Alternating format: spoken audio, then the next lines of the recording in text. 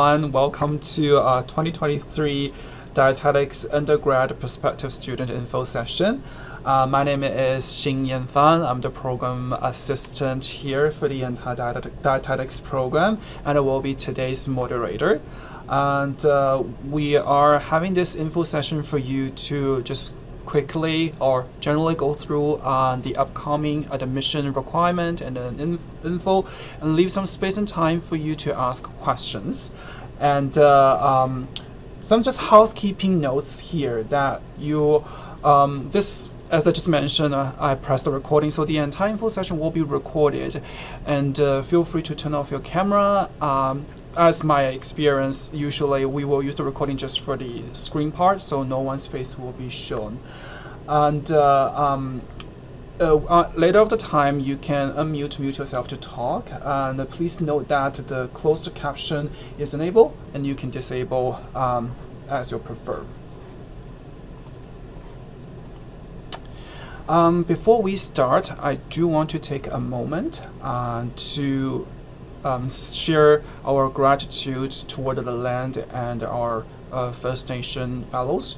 You know that I present from the UBC Vancouver campus, and our campus is situated on the traditional, ancestral, and unceded territory of the Musqueam people, Squamish, and the Tsleil-Waututh First Nation. Our faculty of Land and Food System is committed to working with indigenous communities and the students, alike in our curriculum, community partnership, and the research. We also would like to encourage you to spend a little bit moment to reflect the land you are situated on, where you work or you play.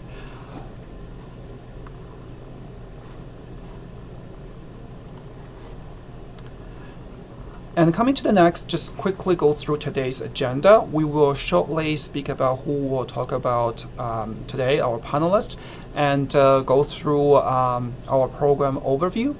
And we'll highlight some upcoming admissions requirement and change. And of course, try our best to leave the space and time for your questions. For the question part, we are using Slido. As you see on the right down corner, there's a QR code, so you can scan and put your questions there. The chat function, Ali and Ella and me sometimes will post info like links and other info pieces there, so as a reference for you. So who is on the panel today?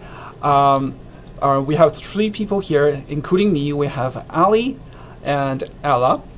And just do a quick introduction on behalf of them. So showing here on the screen, we have the entire team of the dietetics. With the top lead is our Dr. Tamara Cohen, the director of the entire program. And currently our program actually have two branches, the undergrad and the graduate program. And for the undergrad program, we have four educators. They are Ali Browse, who's joining us today. And we also have Tamar, Gordon, and Kara. Along with Ali, they are facilitating like admission, course advising pieces for our in-house students. And the majority of the pieces, they are putting on education for practice education, the placement, connection, and coordination. And for me, I'm kind of like everywhere for the program. I'm here for the undergrad and then there for the graduate, can support everywhere administratively. And also, we feel very honored continuously. We have Ella Wong, who is one of the LFS Student Service Advisor, joining us today. And Ella, would you like to introduce yourself as well? Yeah, thank you, Xinyan. Hi, everyone. Thank you so much for joining our information session today. My name is Ella Wong. My pronouns are she, her, and I'm a member of the LFS Student Services team. I work as an academic advisor for the Faculty of Land and Food Systems. So I work with students in the dietetics program, as well as all of our different degree programs and majors across the faculty.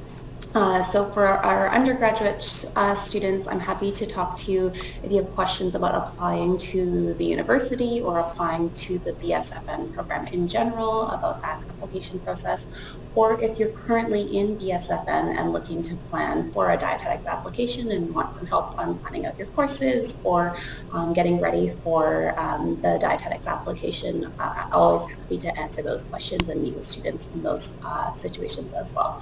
I also do support for course registration and course planning, so if you're looking to complete some FNH or LFS courses while you're not a student at UBC, and to fulfill dietetics prerequisites, I'd be happy to support you through that process as well.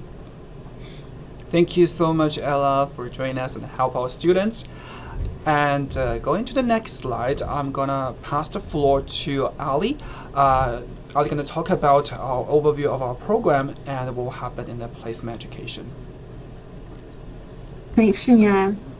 So yes, I'm here to talk a little bit about the program, answer any other questions that you have related to the program or the profession as well. So as Xinyan mentioned, the UBC Dietetics program now has 2 credentialing options. So we have an undergrad dietetics major as well as a new graduate program as well in dietetics. Both are professional programs that are designed to meet the national accreditation standards for entry to practice in the dietetics profession. And then dietitians work in a variety of roles.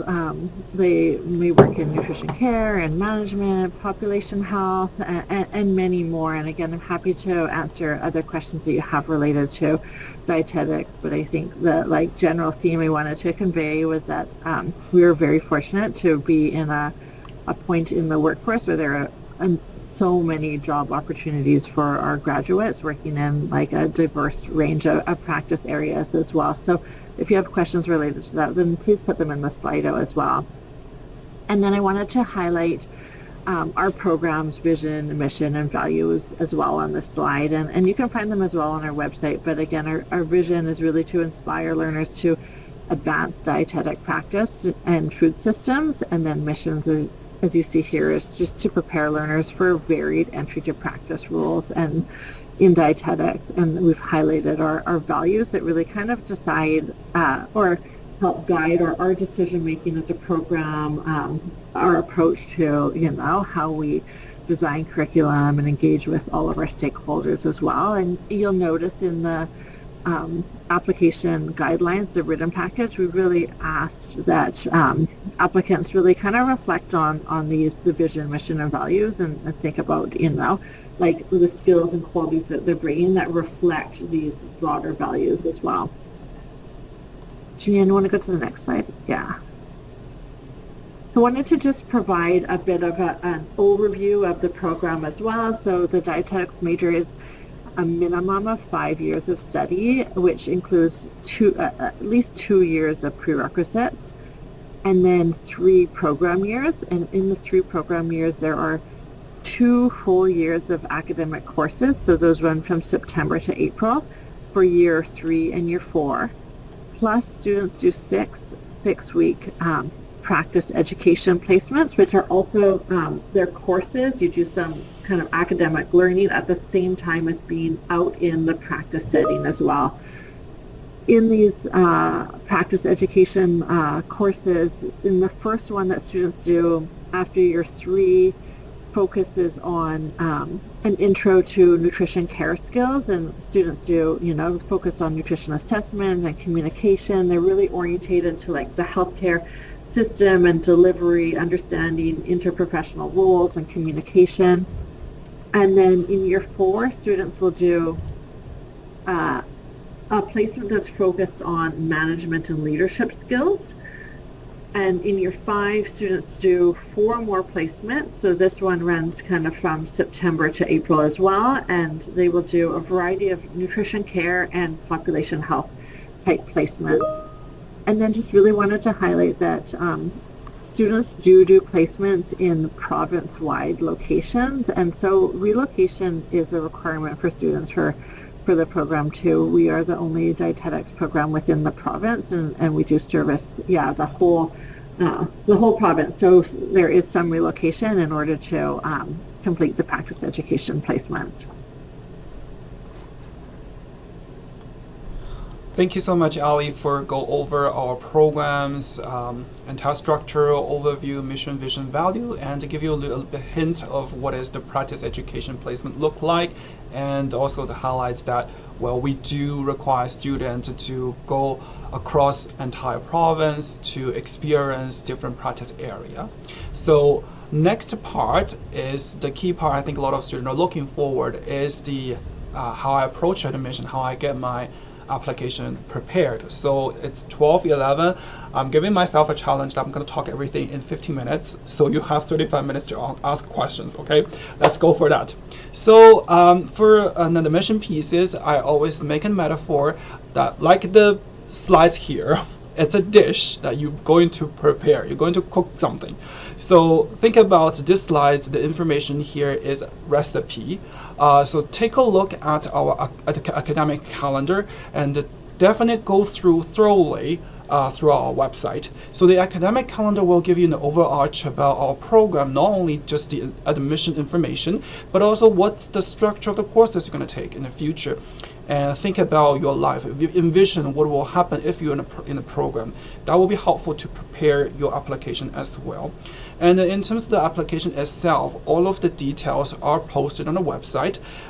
Also, I'm just going to quickly switch my screen to the website, so where you're going to find the information. So I hope everyone can see it. So this is the website that I referred to, the application process and deadline. Of course, there's information on the other link, which is the total link that you can see the component of the pieces. So those are key pieces to support your application. So make sure you do go there and take a look. Going back to the slides to talk about what's going on next. So upcoming application, we are actually have a lot of change, and we hope this change reflects our program's progression on equity, diversity, and inclusion initiatives. So in terms of the structure of the entire admission, we are doing 30% of academic, and to quickly show you what happened to the rest. So non-academic part is 35 on the written package, and the interview for 35% as well. So back to the academic. So step one, we slow cook our academic part. We have the prerequisites that need to be completed. So in total, we're looking at your minimum academic standing 70% and above. And then you need to complete 54 credits of university or college coursework that will let you progress to year 3, aligned with UBC requirement. And then for our program, we look at the 27 credits of prerequisites. So if you already visit our website, you may notice that this is a major change. We are not looking at 54 credits of prerequisites, but just 27. Besides the human physiology course, which is the 100-level course, most of the prerequisites actually move to the second or 200-level courses, like biochemistry, organic chemistry, LFS courses like stats, food science, introductory nutrition courses. So we kind of like just calculate that part as well. So talking about GPA calculation, to have a broader understanding of different applications, we look at your prerequisite GPA, but also the most recent 30 credits. So if you are a student complete just year 1 and 2, the 2 GPA will be a little bit similar. But this is also for consideration that if you are in year 3 and 4, with your progression of a degree, you're taking higher level, more specific, higher levels program courses. So we also kind of like want to consider about that part as well. So we're going to calculate both GPA. And if you are a student that transfer or prepare to transfer from outside of UBC to us, make sure that you go through BC Transfer Guide to check your course equivalency. And Ella here can help you more to settle down those transfer credit. And if you do need some conversation about you can manual review stuff, please do contact our student services. So that's the academic part. I know it's just quick, and I'm open for questions later. And going on is the non-academic part. So before we talk about interview, we talk about the major piece you can hand in is the written package. We highly recommend the student to go our website and download the entire application guide. We list very clearly that what we are looking for from your side and putting down into those paperwork. Resume, easy or not easy, but it's very similar as previous. We're looking for your very simple style but clean, listed out items resume to reflect who you are. And the major piece we change here is no longer we call the document cover letter, but written statement. So the written statement part is a bit challenge and fun, and also we want to give you a stage to see yourself. The written statement part is we are looking for a 250 words written pieces. You need to use the template. Okay, repeat again, you have to download our template and use the template and hand in your written statement. The template set a piece to stop you writing after 250 words. So that's a tech part. And a lot of students are confusing, like, what are we going to do with that 250 words? Well, concise your language and, you know, put out the who you are and why you want to apply for the program. As Ali just mentioned, do make sure that you go through our website, understand about what the program is, what our mission, vision, value is, and how your future, your progress can align with those pieces, and what you're thinking about those concepts and notions, and other things like how your real practice looks like. So 250 words, it's short and it's challenging, but also we want to see, like, our student, how can you really reflect yourself in these written pieces, and what you can find what is not here or different from last year, previous years. We do not require reference letters. We do not require reference letters. So the previous 10% reference pieces have now been divided 5% to the written package and 5% to the interview. So in your case is that we consider this time it's you on the stage, you as the applicants as a whole, to show us who you are. So the other part, we just kind of like give more weights into this your part. So fully want to see who you are this time. So definitely put some energy and efforts toward those written pieces. An interview, this could be same procedure as before.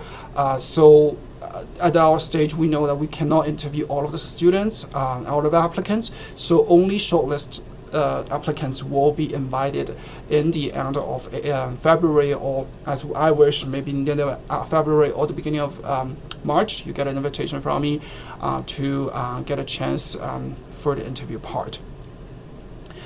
Okay, so that's pretty much about our structure. And I saw Ali, do you have anything to add on? Oh, I just had one more thing, one slight correction, because for the M&D we do have 250 words. For the undergrad we didn't put a word limit, we just said 1 page max. So we have removed that just so for students, so the exact number we've just said 1 page max using that template to fill in, so they have a little bit more leeway than M&D. It's still 1 page, and I see there's a question related to that we can get to the end. Okay, thank you so much, Ali, for this correction. Okay, so correct information is it's just a page. There's no more limitation here. So no panic at all. You still have the space to say a little bit more about yourself. Again, it's who you are and who you want us to see you on this paper, on this 1 page pieces. So get ready for that. To support your writing, so thank you so much for Rob's support. Rob actually Rob from the student service. Rob is the career strategist from our LFS student services, and he will continue to offer this session upcoming here. I put in the slides. So the resume webinar will happen on Wednesday, December the 21st, also our time, noon, 12 to 1. And he put in a cover letter, but as you know, it's written statement now. So the written statement or the writing piece webinar happens on the Thursday, December the 22nd, 12 to 1 p.m. You do need a CWL login to register those events. So Ali will post a link into the chat, and later on the slides will post on the website. I will edit it and put a link on the slides. You are able to register. If you cannot find that information, just check the slides, post on the website later. I think I did it pretty well. In the 10 minutes, I talk about everything. So we have 40 minutes actually here for you. So this is the Slido piece we're going to use to answer your questions. We'll give you 1 or 2 minutes to log in there to prepare a question. And let me just flip my page to the website, and we can take a look at the question there. Oh, okay. So we already have 2 questions. What I will do is I will read the question aloud, and if I can answer that, I will go ahead and then talk to you directly and then give the answer. If not, I will also pass along to our panelists, and of course our panelists will join to add on more information for you. The practice from last year, we find that it's a bit challenging to manage the Slido if a lot of questions being thrown in, and somebody just voted like to put it very up, and some questions going down very deep. So my purpose is to answer as many as I can, but apologize ahead if your question has been sinking down to the very bottom and we don't get a chance to talk. Then shoot us an email, and we will try our best to address maybe a specific one to you directly via email. All right, let me get started. So the first question is, our GPA calculated at the time of application or in April once we have finished the academic school year? Great question. So the GPA will be calculated twice. So the first time we calculate it is the time by the end of January we close the application. The first time we will start to calculate your GPA. Those will be based on what you have completed. And then by the end of April, we will actually calculate the GPA again.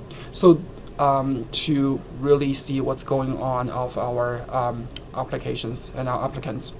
So that's pretty much it. Ali, do you have something more to add on, or that's, yeah, okay, great. Yeah, so it's twice calculation. Okay, the next question.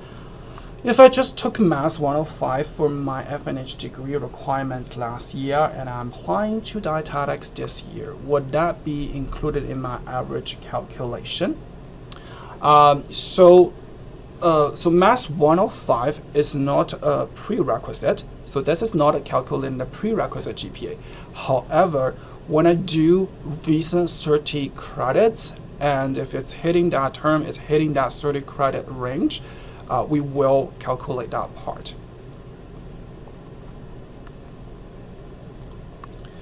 What type of placement example do students partake in, and where are they normally situated?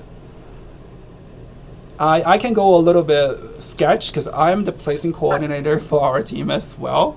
So we have a range of placements, and then our student will get exposure to all the requirement by ICDAP. So we have students in, of course, acute care, new care in a hospital setting, long-term care setting as well. But also we have students in the private sectors, and some of the pieces like population management, they're in the community, they're in a different kind of like company pieces there as well. So it's quite a bit of range, and Ali, maybe give a little bit more exposure to that part. Sure, yeah. So all students do 6 placements.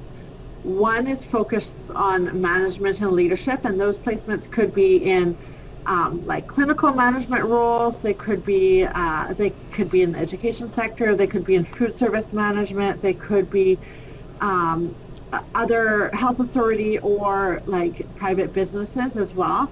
1 is focused on population health, typically within the public sector with population healthcare teams. Some are in the private sector as well. And then 4 placements focused on nutrition care, which is more of kind of direct client or patient care. In those 4 placements, there's usually a range of outpatient kind of settings, whether again it's in the public sector or the private sector, and then at least kind of 2 inpatient type cares, whether it's in long-term care or acute like inpatient medicine as well. So there's a range of different practice areas, but as Jan said, we map out placements so that they can meet all of the required competencies for entry to practice as well.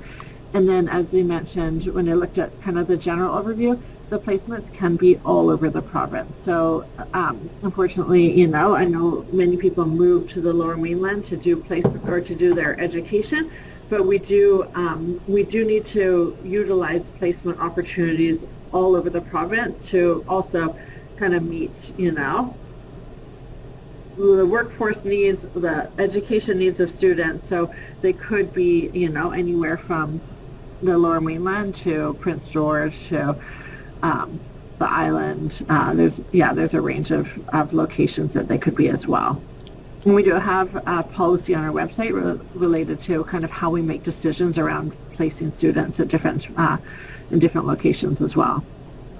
Yeah, thank you. Just another question, maybe before we loop back to the application part, there's a question to talk about is it possible to do a placement in another province as well, or it's always in BC? So we have had that in the past, just related to COVID, and recently we have not had out-of-province placements. There is some feasibility for it too. We work kind of nationally with all of the different programs. There's a couple of considerations that we need to look at, just like in terms of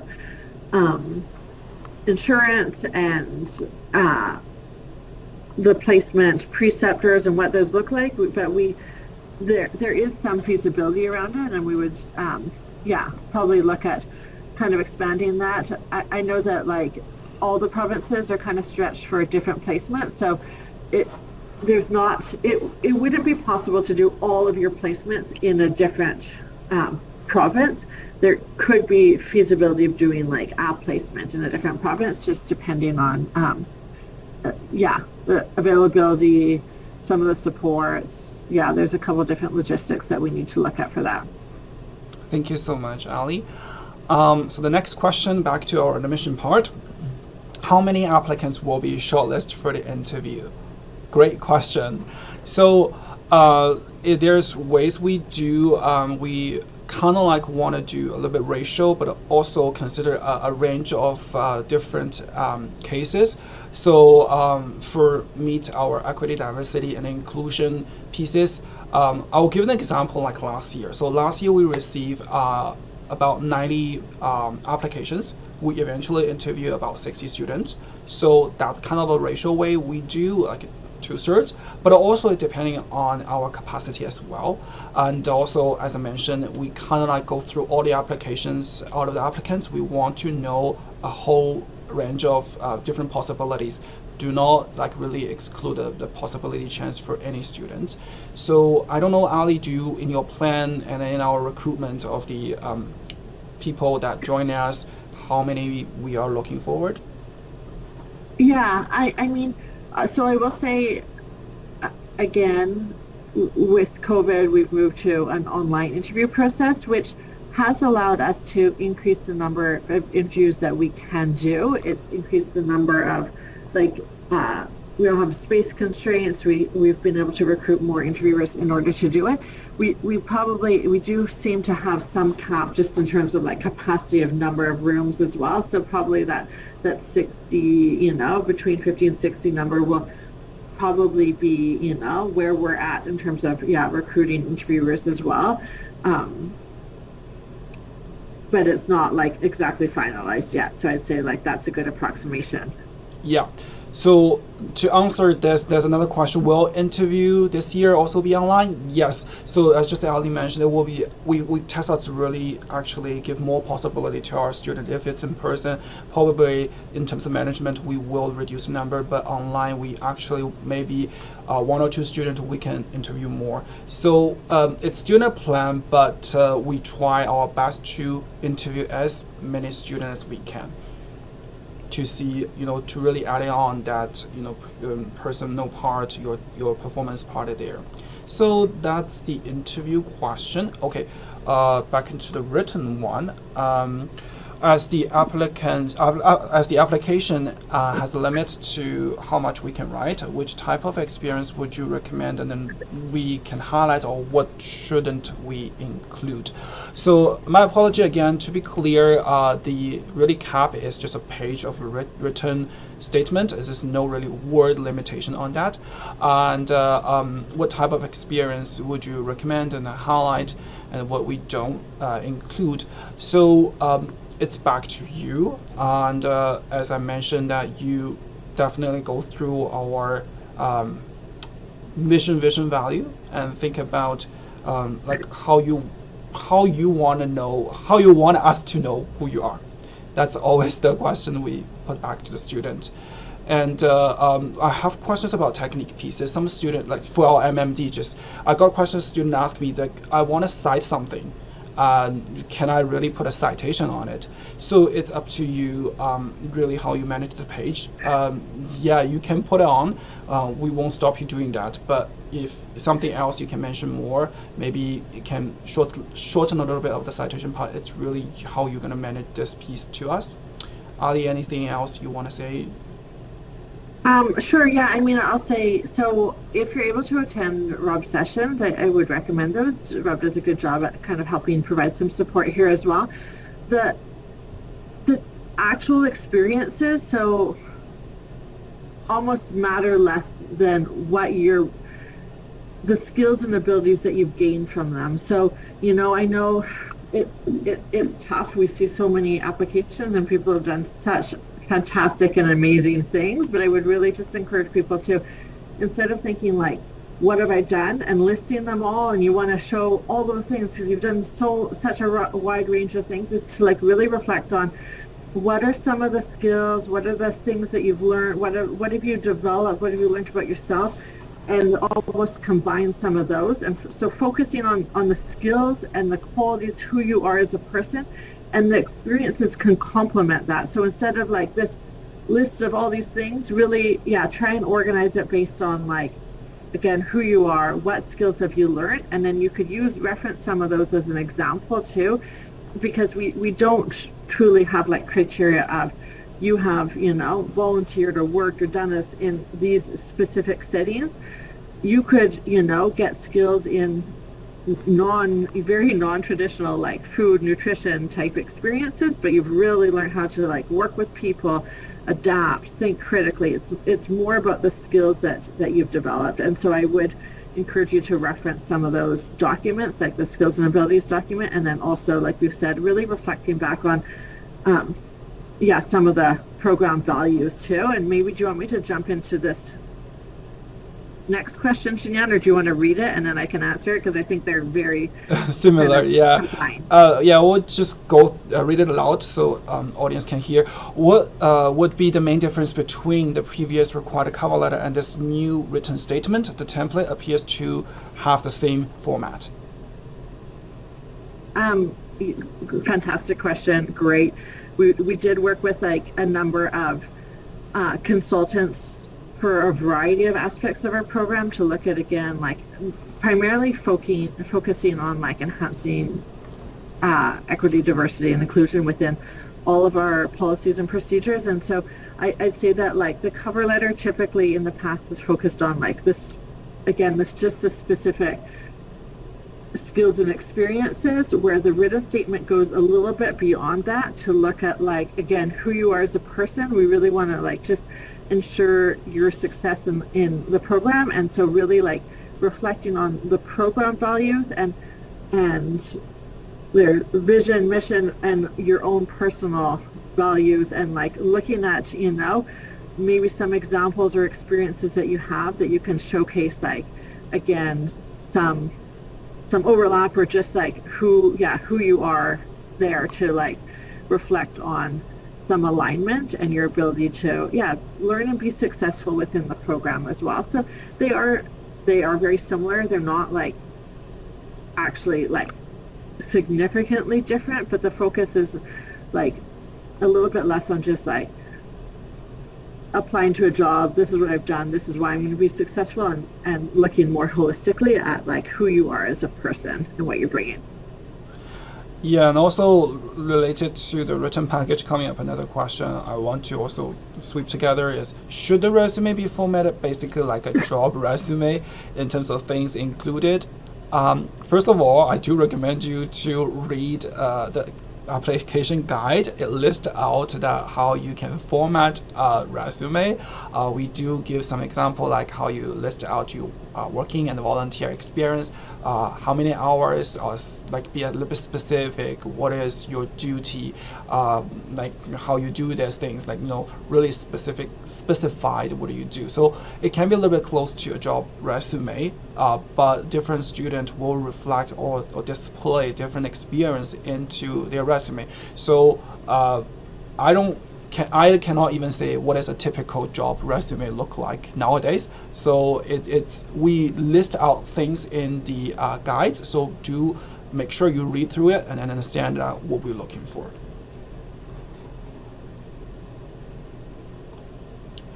Okay, and what is a skill and ability document? This is also a question related to maybe the written package. I'm gonna answer this and back to the top question. So let me show everybody here. So this is a website. Please go to About and go to Program Policy, and the undergrad policy here. You will find the document, Required Skills and Ability for Dietetics Program Undergrad. This is also being linked to that guide document. Will help you there as well. So if you cannot find it. Okay, so back to the top question. What is the typical background and average students have when they are admitted to the program? Just a general range. What about past experiences? So I'm not sure what is this asking for, like a portrait of our student range, or Ali, do you sense what's the? Sure. Yeah, I mean, we are starting to collect some more, demographic data on applicants, but we are not using that in any way. It does not connect to the admissions process at all, too, and we are currently not like collecting and collaborating that, so we do not have that information truly to share. Like I cannot tell you the average age range of our applicants. I cannot tell you the average, educational experience that they've had outside of just meeting the prereqs. I don't know, Ella, maybe you have that somewhere in student services, but that's not additional like pure information we've collected, and even like past experiences. So our students come with such a range of different experiences, and there is not really like, there truly is no kind of gold standard in terms of like, this is the best pathway to get you here too. Some students will have like very similar, volunteer work or life experiences too, and it's like, it truly is like a reflection of, how you showcase that and showcase who you are.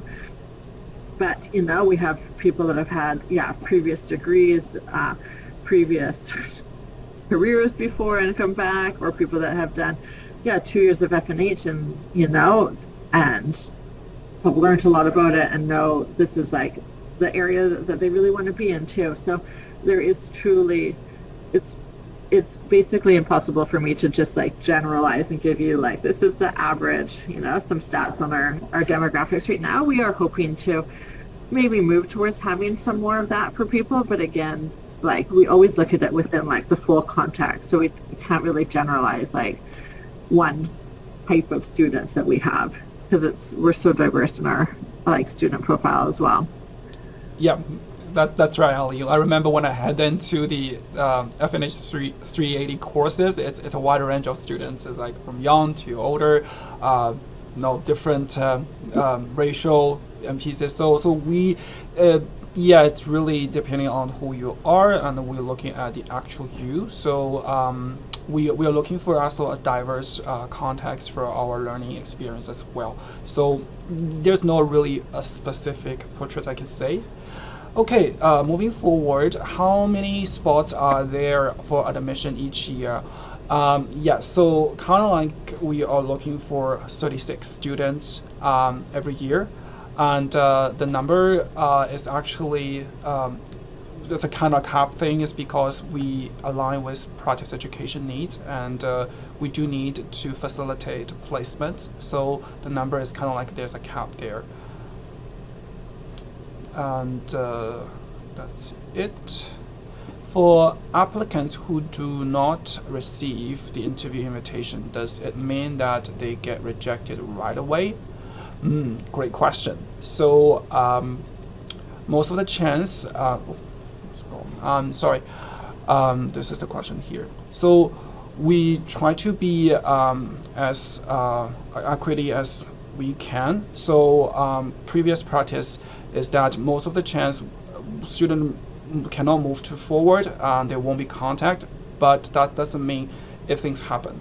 So this has even happened in our MMD practice as well. So it can be happen again that we restart an interview. If you have not been interviewed, if you've not been invited in the very first stage, if things needed, we can restart the procedure. But for most of chance, yes, we move forward. And if you don't hear from us, major process will be like we are moving into the next stage. So I'm going on. Will we be compensated for the placement? Is there support for housing if we would have to relocate far in BC? So practice education placement is not a job. It's not a co-op. So you're not getting compensated for that. It's a curriculum part. It's course. We form it as a course. You definitely register courses on campus. So basically you pay for tuition that, and also you have the component learning with our dietetics educators and group work with other students. So it's your learning process. It's not a job. And is there support for housing if we move? So it's more by a chance that you're gonna rely on your own financial support to complete that part. We try our best to give some. We can, so technically in the liability we cannot announce or post any housing information for our students. This is required by UBC Health, and we will try to connect you with the preceptor to maybe help you a little bit find a place to live, but also it's not really preceptor's job that they are going to give you like guaranteed information. So it will rely on student a little bit to deal with relocation and accommodation. Okay, at the end of the program, when students become registered dietitian, is that for MBC only? Great question. So across the board, you can practice anywhere in Canada. Do you want me to answer that one? Yeah. Okay. So at the end of the program, you actually do not become, you're not automatically a registered dietitian. You've met all of the competencies for entry to practice, and then the final step after you've met all the competencies, you can obtain temporary registration with the college, typically the College of BC, but that is again, you've met national competency standards, so you could register in any province after you've completed the degree requirements. And then the final stage to become registered with the college is you do have to do a national entry competency exam in order to get your final registration. And again, the program meets national standards, so we do have students that maybe do all of their education in BC and then are going to move to Alberta. We'll write a letter to the College of Alberta saying that you've met, national standards for graduating. You're able to register with the college, and then you still do that entry to practice final exam after. Thank you, Ali, for clarification.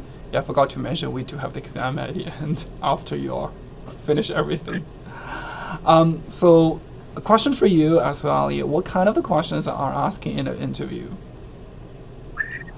So like similar to the written statement, we're curious to know who you are, some of the experiences you've had, and the skills and qualities that you're bringing to set you up for success in the program. So they are, kind of behavioral based questions to understand you as a person and some of the skills and qualities that you're bringing.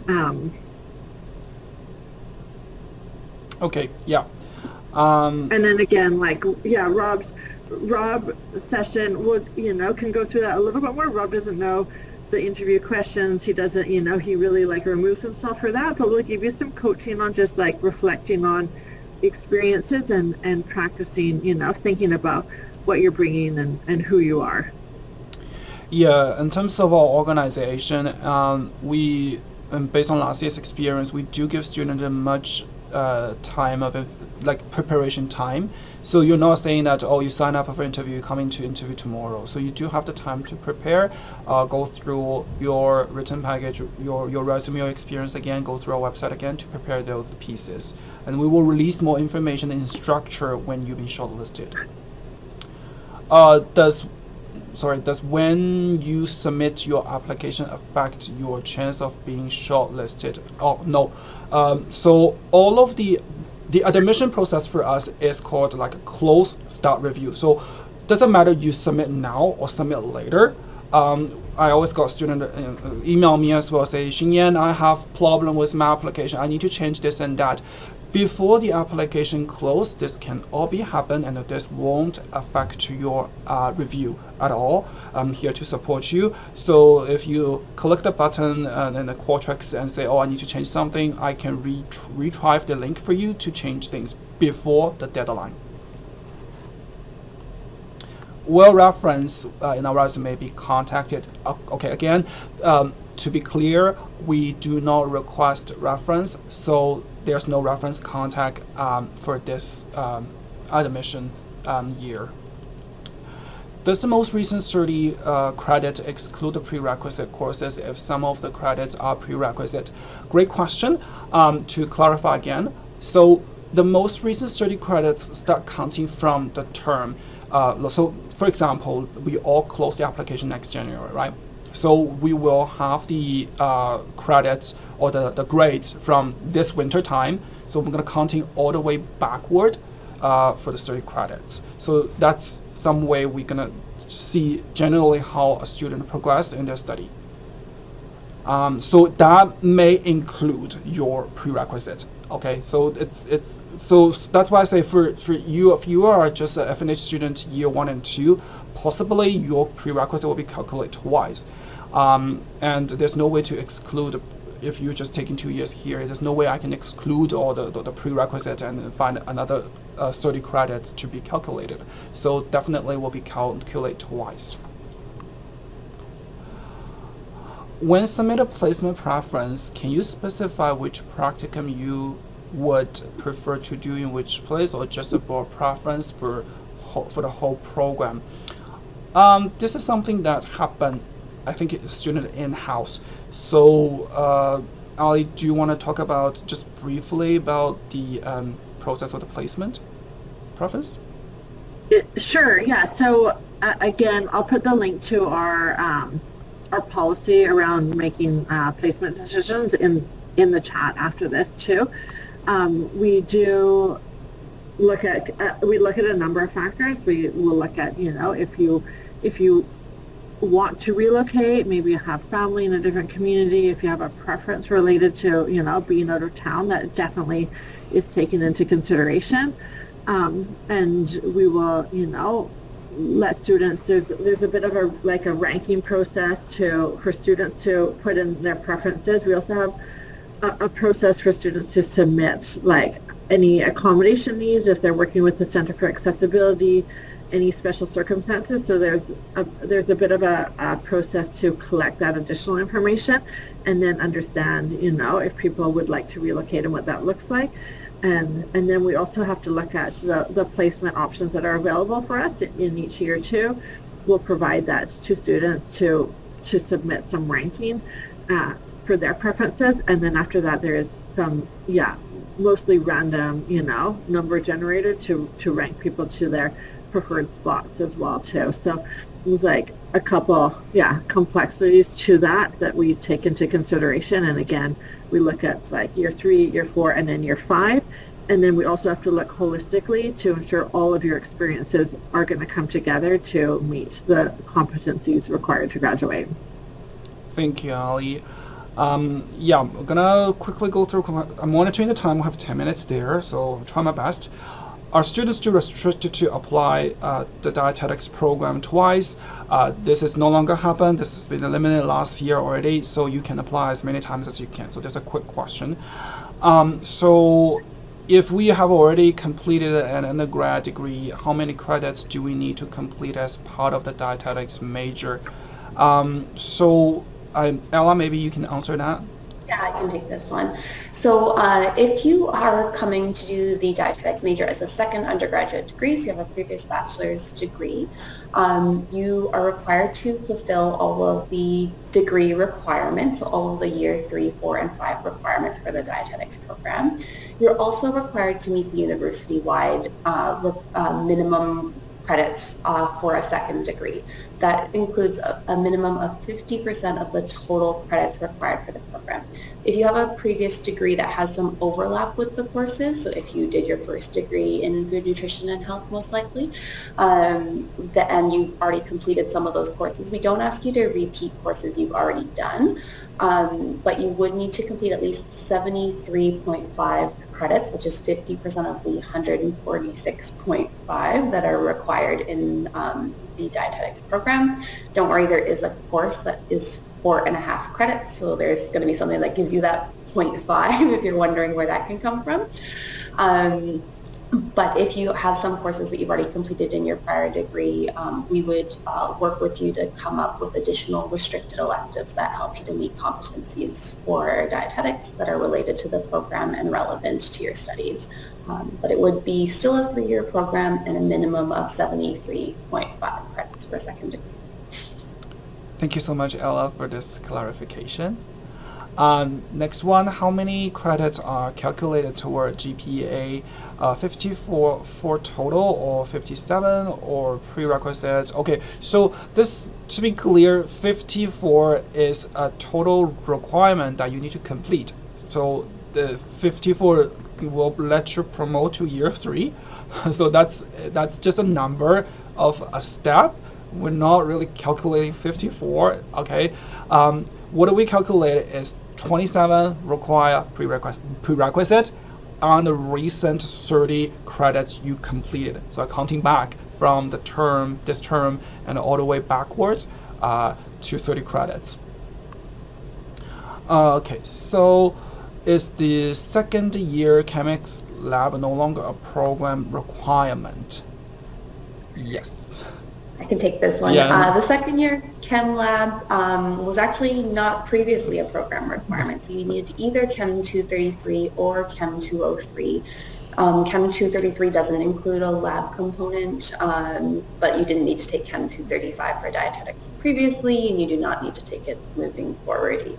If you're taking Chem 203, the lab is already included in the course, so you need to fulfill the requirements for the entire course. Awesome. And there's another one I see that when we're counting the most recent 30 credits, would you count the course with the highest grades from that term, or would it be random selected? So running this, I had a great conversation with Ella as well. So for all recent terms, we just count as many as we can, but to a point we hit a threshold. So let's say 2 terms ahead, we have a term that you have 4 or 5 courses, and there's like different courses there. We're not going to do a pick, like say pick this course or that course. We're just gonna do an average of total that term. So let's say we count 3 terms, you fulfill already 27 credits, and then we just need 3 credits or 4 credits from an additional term. So we just calculate ahead that term's average and GPA, so we times 3 the missing part of the credits. So that's how it's being calculated. Very techy part. Okay, if you have more than 54 credits, which credit are taken into account for the GPA calculation? I just mentioned about that as well, so that way we calculate backwards. And okay, so related to the interview question, sorry, related to the admission question, there's one for Ali. Who will be conducting the interview?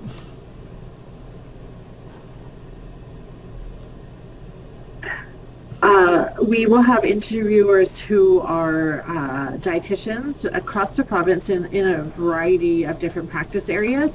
Also, we will have, some of them may be working with the university, and others are working for health authorities or other sites across the province. But we do kind of a broad recruitment call and screen our interviewers like pretty well in order to make sure that they're qualified, and we do a lot of training for the process as well.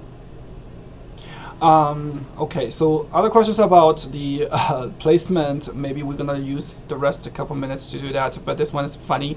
Not funny, sorry, I should put it that way. But this is a question that great. Are there more guys than girls in the dietetics program? So our program is definitely from a gender-based. It's a little bit female-dominated program. But as we moving forward for our inclusion diversity pieces, as you put in the application, we're not looking at like your gender. This is not the part we take into consideration for admission either. It's just a demographic question to be collected. That part you can also answer no to that part as well. So in general speaking, if you look into the class, you walk with me to FNH3 study, you definitely will see more female students there than male students. But in general, the door is open to everyone.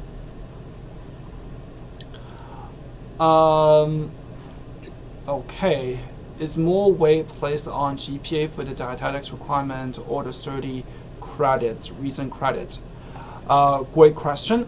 So we kind of like want to do an average at this moment to both the prerequisites and the recent 30 credits, but it just statistically put into there.